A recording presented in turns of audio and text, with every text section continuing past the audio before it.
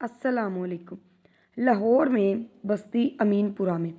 ایک لڑکی ثانیہ جس کی عمر 16 سے 17 سال ہے، ان کے گھر کے دروازے پر ایک شخص آتا ہے جو کہتا ہے کہ میں سمز بیچتا ہوں، میرا نام ساجد ہے۔ تو وہ سمز بیچنے کا جو ہے وہ کام کرتا ہے۔ تو وہ کہتا ہے کہ اگر آپ کوئی سم خریدنا چاہتی ہیں تو لڑکی اس کو کہتی ہے کہ نہیں، میں سم تو نہیں خریدنا چاہتی، تو کیا آپ مجھے بھی نوکری پہ لگوا سکتے ہیں؟ خیر لڑکی اس سے یہ بات کرتی ہے، اور لڑکا جو ہے وہ لڑکی جب اپنا رونا روتی ہے اس کے آگے، اس کو بتاتی ہے کہ اس کی ماں لوگوں کے گھروں میں کام کرتی ہے، محنت مزدوری کرتی ہے، اور جو اس کا والد ہے وہ مزدور ہے، اور اس کے پاس کسی قسم کا کوئی روزگار کا ذریعہ نہیں ہے۔ تو ثانیہ جو ہے وہ تھوڑی بہت پڑھی لکھی ہے، اس لیے وہ اس شخص سے جاب کا کہتی ہے۔ تو وہ شخص اس کو کہتا ہے کہ تمہارے اگر مالی حالات ٹھیک نہیں ہیں تو میں تمہیں جو ہے وہ ایک نوکری پہ لگوا دیتا ہوں، جہاں سے تمہیں جو ہے وہ 10 سے 15 ہزار روپیہ مہینہ تنخواہ ملے گی۔ لڑکی کا والد آ جاتا ہے، تو لڑکا جو ہے اس سے بھی بات کرتا ہے، اس کو بتاتا ہے کہ اگر آپ جو ہیں وہ اپنی بیٹی کو جاب کروانا چاہیں تو میں اسے نوکری پہ لگوا سکتا ہوں۔ اب لڑکی کا باپ جو معذور بھی ہے، جس کے پاس کوئی روزگار بھی نہیں ہے، تو وہ سوچتا ہے کہ کیوں نہ میں اپنی بیٹی کو نوکری پہ لگوا دوں تاکہ گھر کے جو اخراجات ہیں وہ پورے ہو سکے اس کی لڑکی کی تنخواہ سے۔ خیر اس شخص کے ساتھ جو ہے وہ اپنی بیٹی کو بھیج دیتا ہے نوکری پر، اور وہی شخص اس بچی کو صبح کے ٹائم گھر سے لے کر بھی جاتا ہے اور رات کو دوبارہ واپس گھر پہ چھوڑتا ہے۔ اب لڑکی جو ہے وہ سارا دن گلی محلوں میں اس لڑکے کے ساتھ جا کر جو ہے وہ سمز بیچتی ہیں۔ ایک دن خبر آتی ہے کہ اس کی جب بیٹی گھر واپس نہیں آتی تو اس کی والدہ بتاتی ہے کہ شام ہو گئی ہے، رات ہو گئی ہے، لیکن ابھی تک ثانیہ گھر واپس نہیں۔ وہ تھانے میں جو ہے وہ پرچہ درج کرواتے ہیں۔ تقریباً 5 سے 6 دن بعد جو ہے وہ بچی کی لاش مل جاتی ہے۔ لاش جو ہے وہ کافی حد تک خراب ہوتی ہے، اس کے اوپر بہت زیادہ تشدد کیا ہوتا ہے، جگہ جگہ زخموں کے، مار پیٹ کے نشان ہوتے ہیں۔ تو جو ہے پولیس جو ہے انویسٹیگیشن کرتی ہے اور ساتھ اس شخص کو بھی گرفتار کر لیتی ہے جس کے اوپر ان کو شک ہوتا ہے۔ تمام قسم کی انویسٹیگیشن کے بعد پتہ چل جاتا ہے کہ مجرم جو ہے وہ کون ہے۔ اب یہاں پر آ کر پتہ چلتا ہے کہ جو مجرم ہے اس کا نام ساجد ہے، 2 بچوں کا باپ ہے، شادی شدہ شخص ہے، اور وہ ثانیہ کو جب نوکری کا جھانسا دے کر لے کر جاتا ہے تو وہ ایک ہفتہ جو ہے اس بچی کو اپنے گھر پہ رکھتا ہے، اور اس بار سارے معاملے کا علم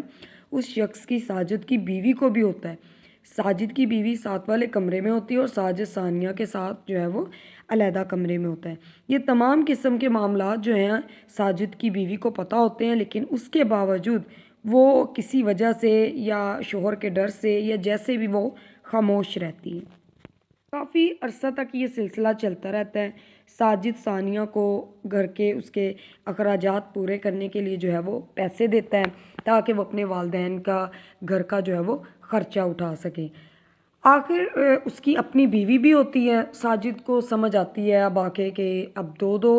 جو ہے وہ خواتین کے اخراجات جو ہے وہ پورے نہیں کر پا رہا، تو وہ اس لڑکی سے جان چھڑانے کے لیے جو ہے اب اس کو پیسے نہیں دیتا۔ تو اب لڑکی کیا کرتی ہے، ساجد کو بار بار بلیک میل کرتی ہے کہ تم مجھے پیسے نہیں دو گے تو میں یہ کر دوں گی، میں وہ کر دوں گی۔ تو ساجد اس سے جان چھڑانے کے لیے ثانیہ کو جو ہے وہ اپنی بیوی کے ساتھ مل کے اس کو گھر پہ بلاتا ہے، اس کے اوپر شدید قسم کا جو ہے وہ تشدد بھی کرتا ہے، اور اس کے بعد اس کو قتل کر دیتا ہے۔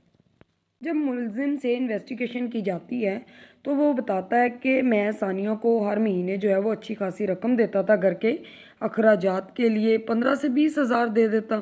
تھا، تو اب وہ جو ہے وہ پیسے نہیں دے پا رہا تھا، جس وجہ سے ثانیہ اسے بار بار بلیک میل کر رہی تھی، بار بار پیسوں کا تقاضا کر رہی تھی، اور اس نے ثانیہ سے جان چھڑانے کے لیے جو ہے وہ یہ قدم اٹھایا ہے۔ تو گھر والوں کو جو ہے ثانیہ کے والد کو تھانے سے کال آتی ہے کہ آپ کی بیٹی جو ہے وہ قتل ہو چکی ہے۔